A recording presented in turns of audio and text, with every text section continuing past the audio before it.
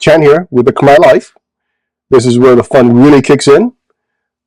Khmer New Year games, pure energy, real laughs, and everyone's getting involved.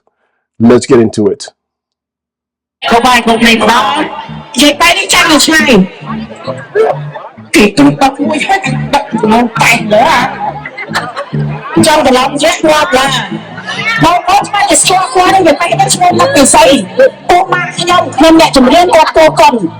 Thầy là sao quá đây mà Lôi tí mấy chạm ta Giết hai Vẫn chưa là xua bôi Lấy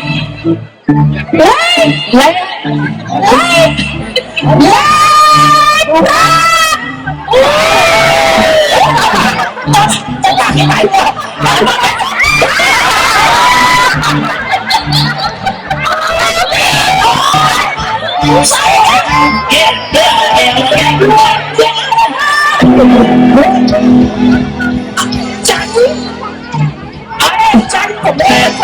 Anh người ta cho phá cái gì chia phản. Ok,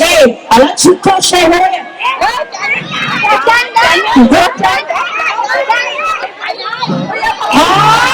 Mà ai sao đó mẹ biết cái bạn mơ đó là cái tròn luôn. Chăm chứ Giấy vui Thì mà ai á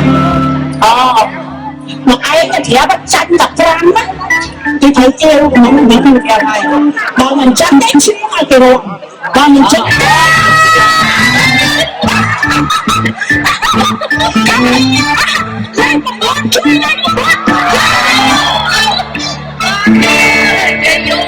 lên ngọc nè ta lấy một mua đó ở ngoài kia à thế hôm nay lại nâng kỳ đây lại nâng hạt nâng đá lên kia stop sexy so kìa tôi được cam tôi được bay là chót đâu của ba chuyện này đi tâm là chưa hả cả sao chụp nuôi sao chắc đâu môi like baby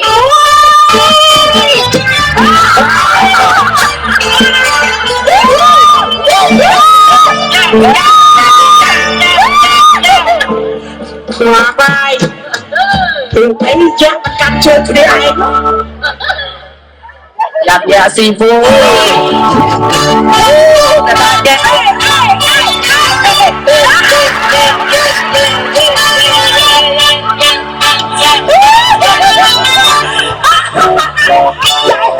tránh bóng một chỗ hòa vai tôi dạy thằng ai nói sao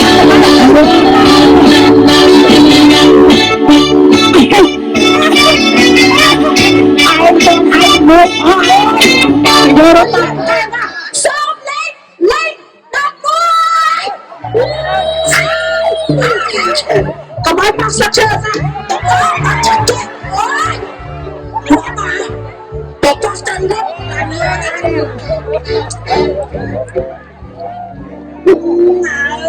ơi Thả cầm áo bác chân chơi hơi từ bay thôi Bác ta hay nó ở trâu Em từng sai đó nè ủa chứ nè bay xoay nó nữa chia trái nó thua rồi rồi chia của là phê đó nè rồi mình xoay quay nó phê lên em cần sai là lên theo mỗi xoay thôi còn ai trong thôn ai cần là ao khang xoay nha càng xoay quay qua vòng luôn à xoay này nó lại hai rồi rồi chia cho tôi xoay với anh tôi xoay chút xoay bác xong không quay là cái đá đi nè na đây chân nắp để xây để tôi đọc phần chiều chứ không phải là na đây bạch tắc ở đầu quay mà phải ai xoay đi Quá tao Jaspi của bố tắc khó hay xây ghế đá rồi của ta rồi xây ghế đá về là chỉ có cái đá rồi hả mai không đây xây mà lại xây đá đó bác ở đây không có đi biết ở đây bác sống chung đâu ngồi bách một tình là có xây tình là có ở chủ trời bao giờ không đi nhá ai chết không chụp cầu thế ai xây đâu đúng là mẹ em nói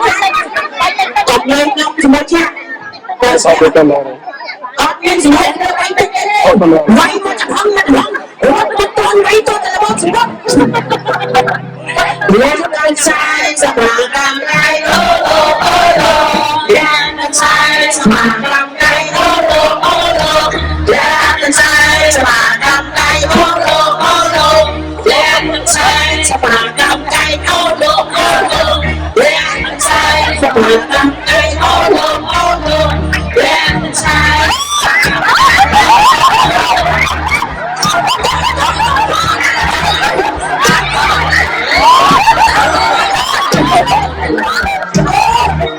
selain bongkok lên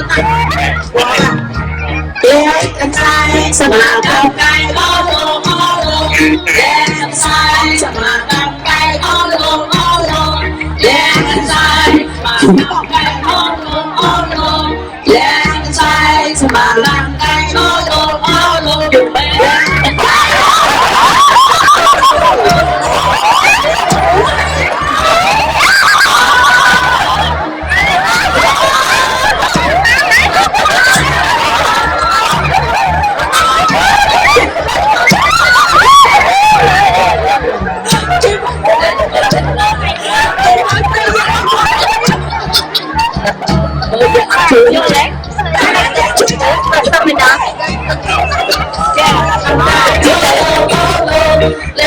sai sa mà cầm cây ô lô lên sai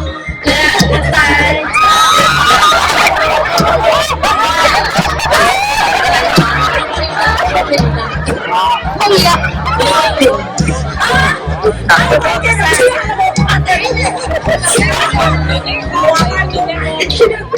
quay vào đây ai sai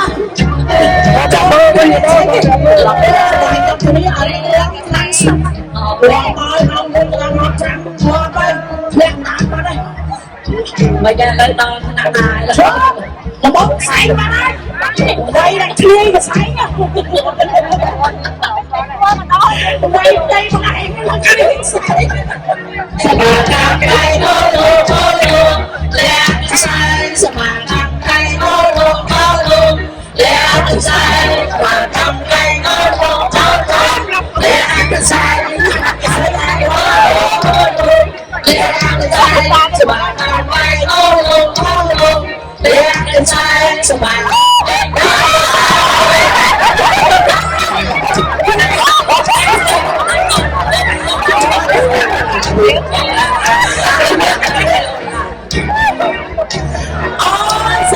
xảy ra một cái ôm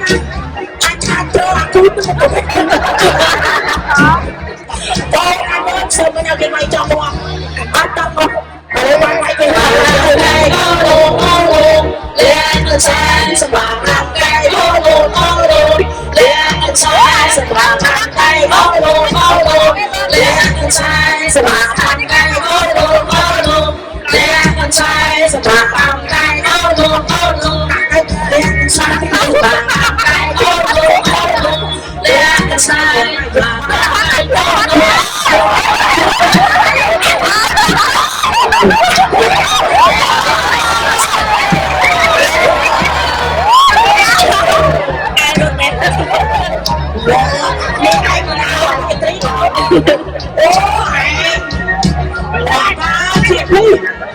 một hai cho chị không phụ lòng quan lên sai sa mà cầm cây ô lô lên sai sa mà cầm cây ô lô lên sai sa mà cầm cây ô lô lên sai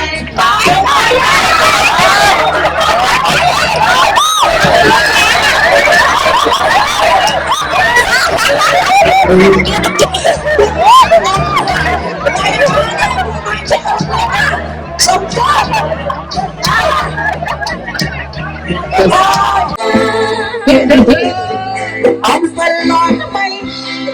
cháy mê phong lòng anh tưởng đây son tan ngồi sân tay trên chuông